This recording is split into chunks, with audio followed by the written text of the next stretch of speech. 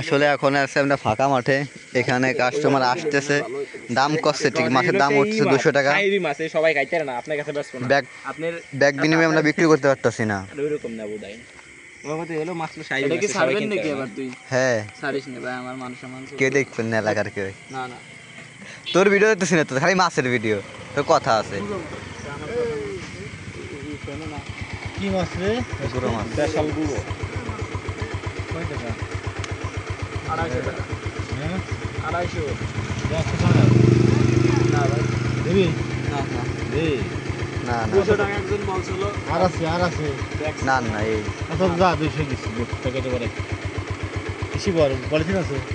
Polythene তো আছে। ছোট একটা আপনার ব্যাগ ট্যাগ নাই? আমার তো এই যে এটার মধ্যে বড় না থাকলে মানে আছে আপনার আরো ব্যাগ তো নাই। বড় থাকে, এটার মধ্যে বলে কেটে ভালো। এইটাই বললি ওদের। ওইটাই ভরে এটাই দিয়ে দেন, না পড়ে যাবে না, আরে না পড়বি। তো ওটা ব্যাগ ভালো ব্যাগ না। এটার মধ্যে দিয়ে দাও বাঁচতে ওনার তোর ব্যাগ আমি পৌঁছাই দেবানি হলো ইসে বাবুর বাজারে দিটা দোকান না, ওই যে এর নাম কি কোনো উনিদের ভাই, ওই সেলাই মেশিন, ওই যে ডিটল, পিটল সেলাই টেলাই করে, ওর নাম কি কোনো বড় নাকি বড়? ওই যে কসমেটিকের দোকানও আছে না